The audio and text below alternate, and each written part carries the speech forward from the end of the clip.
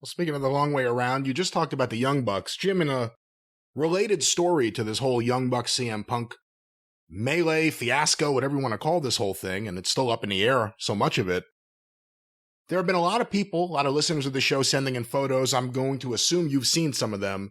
Kenny Omega on his Japanese vacation stay, I'm not exactly sure what it is, appeared on some excursion.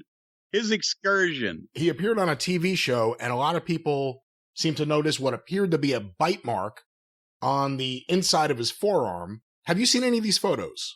Yes, I saw him at a table. It looked like he was signing autographs. Possibly he was on television sitting at this table. I don't know, but I've seen that. And some people were kind enough on Twitter to do the telestrator thing where they circle it with a colored circle so you can see it. But yes, he's got a bite on the inside of his left forearm, about halfway in between the crook of the elbow and the meat of the inside of the arm, which would obviously be the perfect place for somebody to bite you if you were in the process of trying to put a fucking rear choke on them.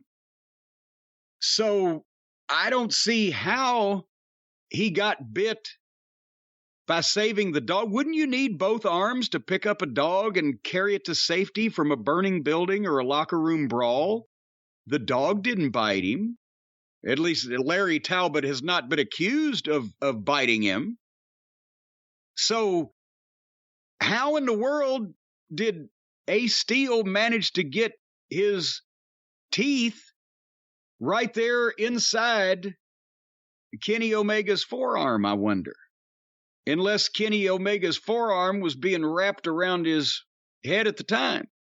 Yeah, because the other argument, like you said, is innocent Kenny Omega was holding this dog that isn't his, that I'm sure just loves strangers picking it up. Now, while all this is happening, and the Bucks are getting their ass kicked by CM Punk and Ace Steel, and Christopher Daniels is in the mix, and other people are in there trying to break this thing up, while all that's happening, Kenny Omega's innocently tiptoeing out of the room with the dog until Ace Steel runs over to him, mouth first, apparently, right into his arm and bites him. It's either that or Ace Steel was in the middle of the melee. Kenny Omega got either on top of him or behind him, got his arm around him. Hey, you do that to me, I'm going to bite you too. I got to be honest. Well, how do you know if the arm is coming from behind? How do you know whose arm it is to begin with in one of those scrums? Because scrum, as they say, because scrimmages.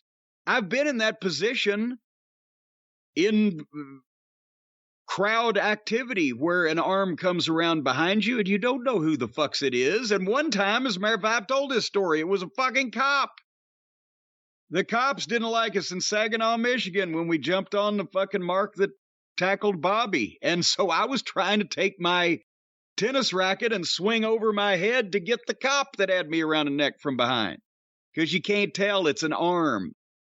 So a lot of that shit happened very quickly. But apparently, Kenny's arm has the habit, like Kenny does, of being in the wrong place at the wrong time. You had the same reaction I did to the Kenny Omega bite photo, to circle back to where we started. That looks like where you'd get bitten if you put your arm in front of someone's mouth. Yes. Yeah, which is the way you've got to do it when you're going to try to get on somebody's back and fucking choke them. So maybe Kenny ought to concentrate on not trying to choke people while he's on their back.